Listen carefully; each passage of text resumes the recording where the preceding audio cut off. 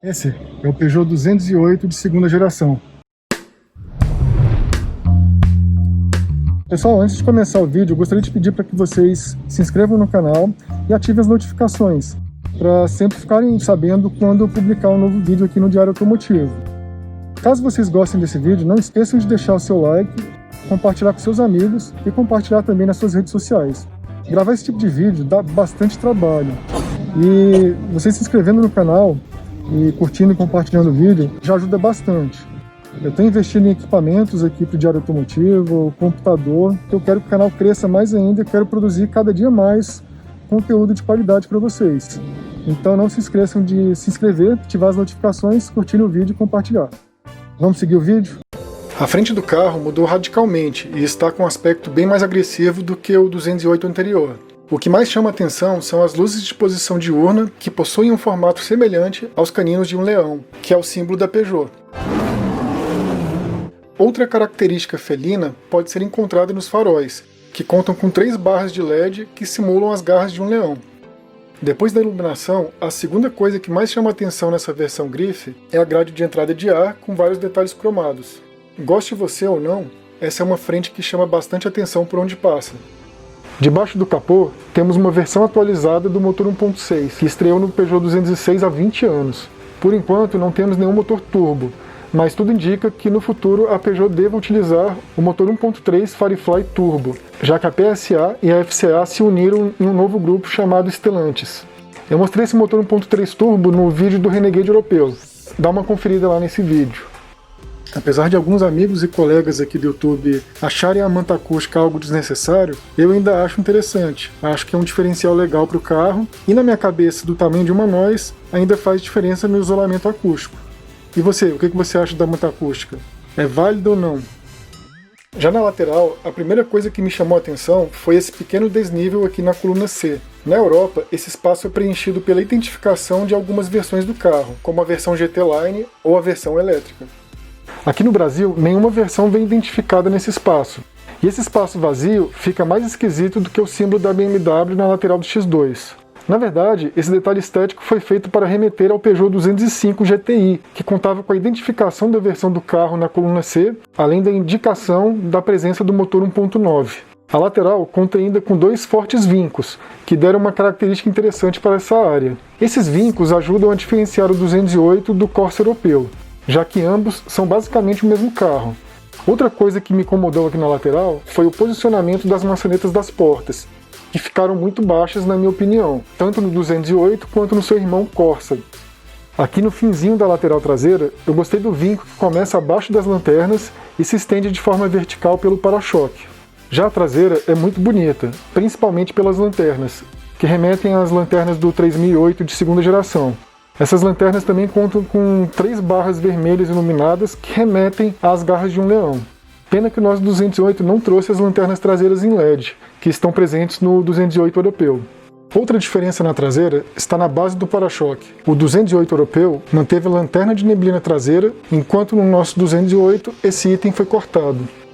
Nessa nova geração, o porta-malas diminuiu de 285 para 256 litros, menor até do que o porta-malas de um Volkswagen Up, que conta com os mesmos 285 litros do 208 da geração passada. Daqui também dá para perceber que o banco traseiro é inteiriço. Nesse novo 208, a Peugeot removeu as tampas de acabamento dos batentes, enquanto o 208 europeu conta com esse detalhe. Pelo menos aqui no Brasil, carros compactos não costumam vir com essa tampa, com a única exceção do Polo de geração anterior, que contava com essas pequenas tampas no batente. Aqui no interior, o design segue mais ou menos a mesma proposta inovadora, ousada do exterior. Eu, pessoalmente, gostei demais desse interior. Eu já gostava do interior do antigo Peugeot 208, gostava daquele conceito todo do iCockpit, onde você tem um volante de raio pequeno e o painel mais elevado, né? O painel fica mais próximo à linha de visão que a gente tem da pista. E gostei do acabamento, apesar do 208 brasileiro, argentino, né? O Peugeot 208 da América Latina, não ter vindo com plásticos macios ao toque, plásticos soft touch na parte superior do painel, ainda assim, esse plástico ele tem um aspecto bom. Ele tem, por exemplo, um aspecto melhor do que o plástico do painel do Polo e do Onix, por exemplo. Já a parte central do painel conta com uma imitação de fibra de carbono, feita em material emborrachado. Mas nas portas, essa mesma imitação de fibra é em plástico rígido. Por falar nisso, todo o acabamento das portas é em plástico rígido, assim como no novo 208 europeu, mas pelo menos esses plásticos têm um bom aspecto. A única exceção fica para o apoio de braço, que tem material macio. Uma curiosidade é que enquanto na antiga geração do 208 a maçaneta interna ficava em uma posição superior, semelhante a onde fica a maçaneta no Volkswagen Polo e no Fiat Argo, nesse novo 208 a maçaneta fica em uma posição mais baixa. E para mim, chega até a lembrar um pouco a posição da maçaneta nos antigos Gol BX. O que vocês acham? Deixem suas opiniões aqui nos comentários. No 208 europeu, existe uma iluminação ambiente em LED, que começa em uma porta, passa por todo o painel e termina na outra porta. Essa iluminação, com certeza, melhora bastante o aspecto do interior. É outro recurso que a Peugeot cortou no 208 vendido por aqui, e só vai estar disponível no 208 elétrico, que virá importado da Europa. Vou até repetir mais uma vez, eu gosto desse tipo de configuração, e lembra até um pouco o conceito do New Civic, o Civic de 8ª geração, onde a gente tinha um volante bem pequenininho, com um aro bem pequenininho, e o painel digital ficava na parte de cima, praticamente no ângulo de visão da pista. Eu achei esse novo volante muito bonito, essa pegada dele aqui é muito boa, ele é reto, né, tanto na parte de cima quanto na parte de baixo, e apesar de ser um volante de 2 raios, pelo menos na minha cabeça os volantes de 2 raios me lembram bastante os carros dos anos 90, né, onde os volantes de 2 raios eram volantes de carros mais simples, os volantes de carros mais luxuosos sempre tinham 3 a 4 raios, mas esse volante aqui, mesmo sendo 2 raios, me agradou bastante, né, é muito bonito. Os comandos são os já conhecidos, né, da Peugeot, as alavancas de comandos, velhos conhecidos. Pena que por vídeo não dá para mostrar para vocês como esse painel digital é interessante. Além dele ter uma resolução excelente, ele tem um efeito 3D. Vários outros canais automotivos já falaram disso, né, os canais que já testaram esse carro primeiro, mas ele ao vivo é realmente impressionante. Né? Quem tiver curiosidade, eu recomendo que vá a alguma concessionária da Peugeot e dê uma olhada por si próprio. Esse efeito tridimensional é muito, muito, muito legal mesmo, viu? Além do layout ser bonito. Então, até o momento, comparado com outros painéis digitais, esse daqui é o meu preferido. A central multimídia é a mesma que já equipa os outros carros da PSA aqui no Brasil, Peugeot, Citroën. É a mesma que equipa o C4 Cactus e o Peugeot 208 de geração anterior. A nova central só vai vir para o Brasil na versão EGT, o E208 GT elétrico. É uma central maior, com 10 polegadas, e a tela tem um aspecto mais widescreen, mais horizontalizado. E é uma pena que essa tela não esteja disponível aqui no Brasil nem na versão grife. Na Europa, o 208 conta com uma central com esse mesmo tamanho de tela, só que lá a central ela é mais completa do que a nossa. Enquanto a nova geração do 208 europeu continua oferecendo ar-condicionado de 2 zonas, por aqui, a Peugeot tirou esse recurso que estava presente no antigo 208. Eu achei um vacilo tremendo da Peugeot porque esse era o grande diferencial do 208 em relação aos outros carros compactos nacionais. A Volkswagen fez a mesma coisa com a atual geração do Polo, que na Europa traz ar-condicionado dual zone, e aqui ela acabou cortando esse recurso. O mesmo vale também para a T-Cross, que lá fora tem ar-condicionado dual zone, e aqui nem na versão de quase 140 mil reais ela conta com esse recurso. Outros itens que ficaram de fora do nosso 208 foram o controle de cruzeiro adaptativo e o sistema de estacionamento semi-autônomo, semelhante ao Easy Park da GM e ao Park Assist da Volkswagen. Outro diferencial aqui no interior são os comandos centrais, que seguem o mesmo estilo do tipo tecla de avião, que também estão presentes no Peugeot 3008 de segunda geração. Um bom recurso do novo 208 na versão grife é o compartimento que permite a recarga do celular por indução magnética. Esse item geralmente só é encontrado em carros de categorias superiores. Ainda nessa região do compartimento, há apenas uma tomada USB aparente, enquanto o 208 europeu traz uma tomada USB tipo C na outra lateral. O 208 europeu também traz 2 tomadas USB para os passageiros que vão no banco de trás, itens que infelizmente foram cortados na nossa versão latino-americana do carro.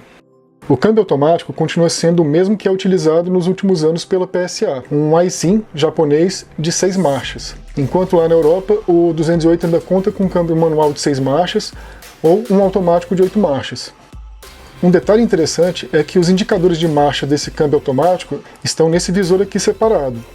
Mas é realmente uma pena, um vacilo, a Peugeot não ter trazido o mesmo seletor de marchas do 208 europeu, que é parecido com um pequeno manche de joystick e a troca de marcha totalmente eletrônica. Para variar, o corte de gasto falou mais alto aqui também. E o corte de custos também falou mais alto em relação ao freio de mão, que nesse Peugeot aqui é manual, enquanto na Europa todas as versões do 208 vêm de série com freio de estacionamento eletrônico.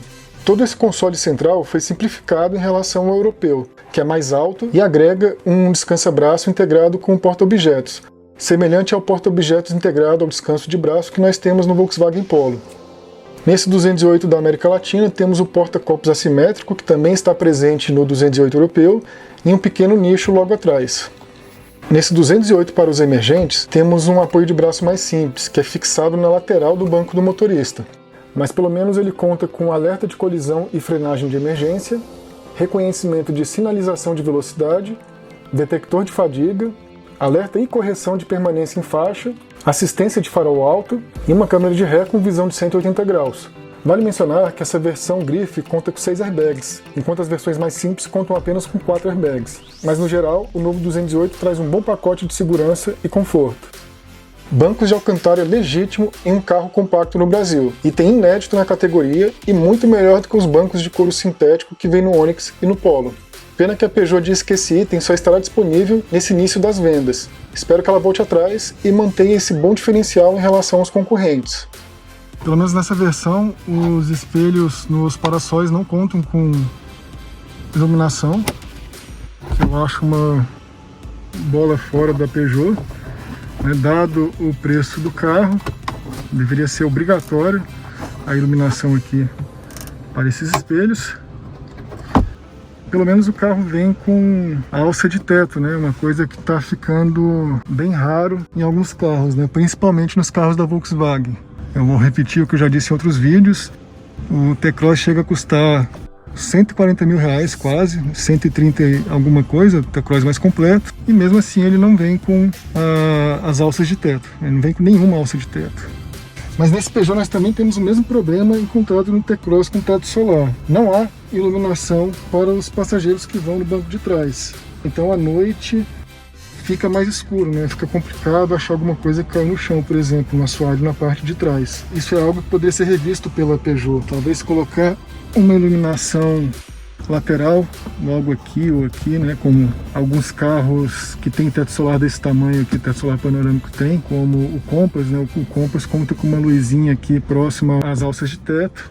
E por falar em teto solar, esse teto solar panorâmico é bem bonito, dá uma arejada bem grande no carro, né? Deixa o ambiente bem mais claro, é muito legal. Mas como o teto do carro é baixo, e pelo menos no meu caso, como eu já falei em vídeos anteriores, eu preciso dirigir com o banco elevado ao máximo, e aqui nesse novo Peugeot 208 eu não consigo, justamente por causa do teto. Se eu elevar o banco, minha cabeça fica batendo.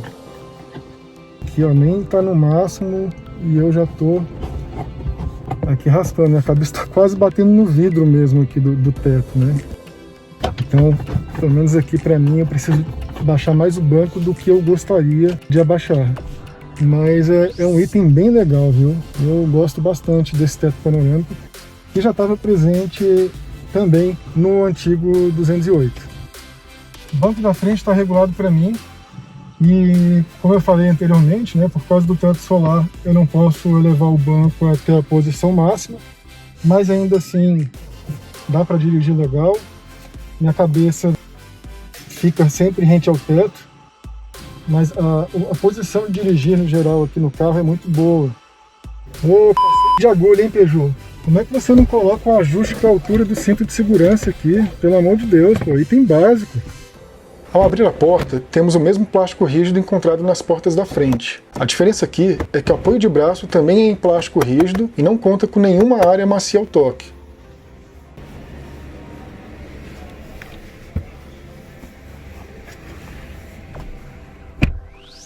Realmente aqui atrás não sobra muito espaço para as minhas pernas, elas ficam já coladas no banco. Mas isso já era de se esperar de um carro dessa categoria, né, de compacto. Em compensação, eu tenho um espaço bom aqui para minha cabeça, né? Surpreendentemente, eu achei que o espaço ia ser meio menor, que minha cabeça ia raspar aqui atrás. Ele tem esse rebaixo aqui gigante do teto solar, que essa parte aqui é côncavo, que minha cabeça fica até boa, não chega a raspar no teto. E logo depois ele tem um outro rebaixo aqui antes de chegar na tampa do porta-malas. Ao volante, o novo 208 é um carro muito bom para dirigir. O motor 1.6 ainda dá conta do recado, apesar de não ter um desempenho tão empolgante. Empolgante! Se ele vale os R$95 mil cobrados nessa versão Grife, eu acho que não. Mas na verdade nenhum carro está valendo a pena hoje em dia. Todos os carros estão caros. Se você for montar um Gol 1.6 automático completo, ele vai sair por R$75 mil. Isso mesmo, um Gol automático está saindo por R$75 mil. Mas o novo 208 é um carro interessante, ele tem bons predicados em relação aos concorrentes, o Polo e o Onix, mas por R$95 mil eu acho que eu levaria no lugar o Nivus na versão Highline. Essa escolha pelo Nivus não se deve ao fato dele ser um SUV, porque de SUV na verdade ele não tem nada. Eu escolheria o Nivus pelo motor 1.0 TSI e pelo controle de cruzeiro adaptativo, que para mim é um item importante. Mas esse é meu caso. Você, em contrapartida, poderia escolher o novo 208 pelo fato dele conseguir ler as placas de velocidade de trânsito, pelo fato dele ter um assistente de manutenção em faixa, ou os bancos de Alcântara, por exemplo. Nessa faixa de preço, de R$90 a R$100 mil, qual carro 0 km você compraria e qual carro usado você compraria com esse mesmo valor? Deixe suas opiniões nos comentários aqui abaixo. Espero que vocês tenham gostado desse vídeo do novo 208 e o próximo vídeo será sobre o T-Cross Sense PCD 2021. Eu fiz um vídeo detalhado mostrando todas as diferenças do carro, o que o carro perdeu e se ele vale a pena ou não vale a pena. Então na sequência a gente vai ter o Renegade PCD 2021, depois o vídeo do Peugeot 208 Active Pack, e em sequência o vídeo do 208 Active Pack com uma câmera de 360 graus. Por hoje é isso, pessoal, espero que vocês tenham gostado, um forte abraço e até o próximo vídeo. Tchau!